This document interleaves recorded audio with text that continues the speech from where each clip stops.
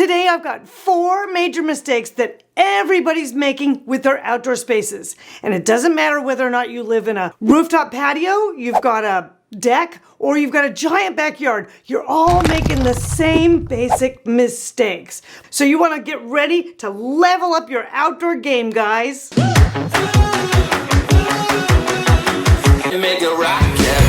Number 1 thing is you've got to handle your lighting. Now, I'll give you, this is an easy mistake to make because most of us do our majority of our planning during the day. But here's a tip. You never want to rely on the lighting from the building because you want to build your own specific lighting story that tells the story of what you want to have happen outside. Oh my gosh, I forgot to take off my sunglasses.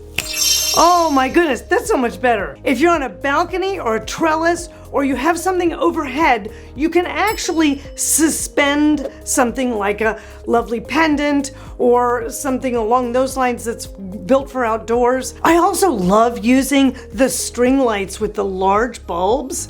They create such a magic environment, super soft, kind of romantic, very lovely for evening. I love how they've done this in the patio with the gray hammock, or how about this little space where they've just kind of dotted them everywhere from the top trellis. That's fabulous. You can even just pop them up on a little balcony if that's all the space you've got, but they really are so magic. Now, of course, I can already hear you saying, but I don't have any power up above. Well, that problem, guys, has been solved. There are now all of these great new products out that are LED rechargeable battery lights for like 12 hours. They glow beautifully. I love this one called the Fat Boy that you can literally, it's 2 balls on a string. You can tie it around a tree branch. You can hang it from a trellis. It's gorgeous. They also come in lantern forms and tabletops.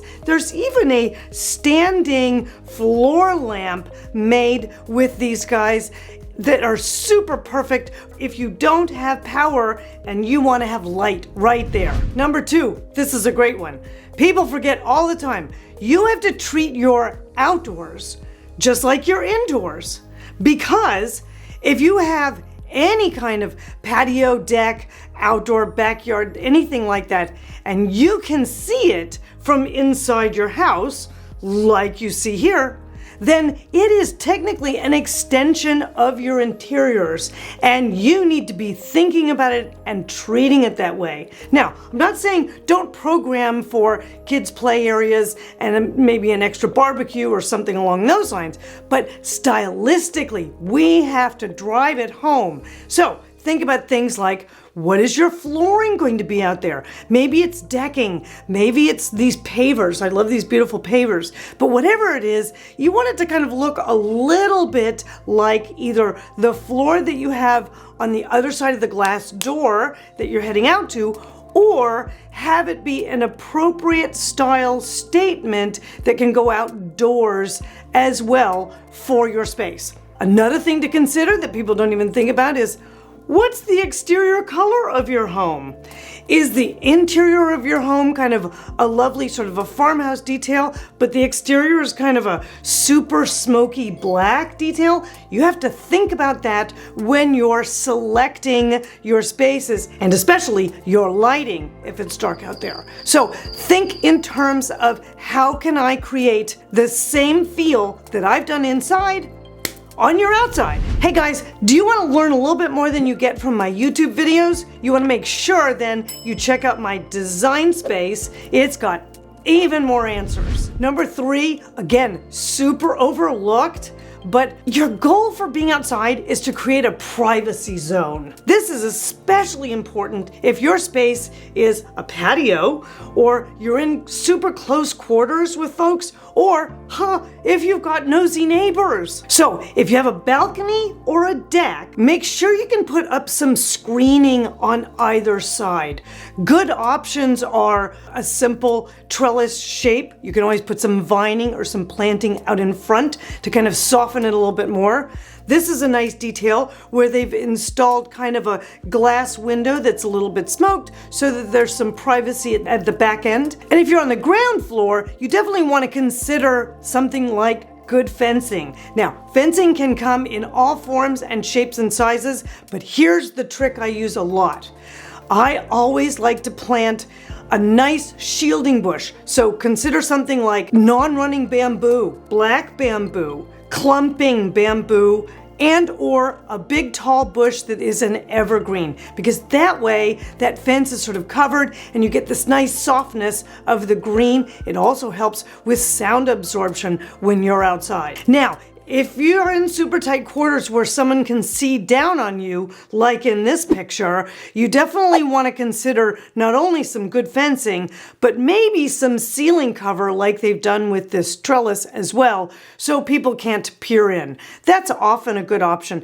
And you know, you can always add a little bit of green wall if you want to soften the experience of that wall just a bit. Now guys, number 4. Now this is super secret in that I almost never tell people about this because I just do it for my clients automatically.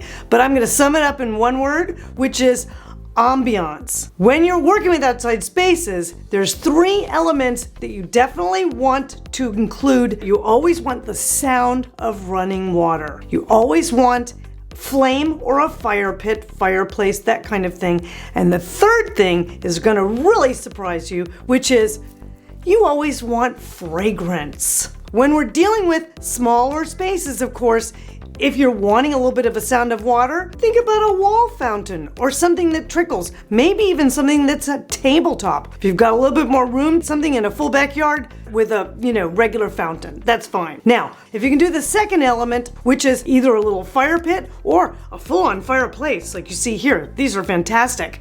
But if you're just looking at a little bit of a fire pit, you can even buy freestanding tables that work off of the gas bumblea. Now, the third one is fragrance. And here's the trick. There's a couple of specific blossoms, but I absolutely love night blooming jasmine, and I love it growing up a trellis, especially if that trellis is a screening trellis, because that gives you that scent that happens in the evenings, especially in the summer months. There's also potted plants like sage. There's also gardenias. There's a lot of different things. You can just Google something that smells. Why don't you consider just getting a little bit of a potted plant of something that has a blossom that has some smell? Because that's the one that really ties all of that ambiance together. So don't forget fragrance. Now guys, you know the 4 biggest mistakes that everybody makes outdoors. So have a great summer with it. It's gonna be wonderful. Now, watch this video. Be sure to like and subscribe. Always helps the channel, and I'll see you soon.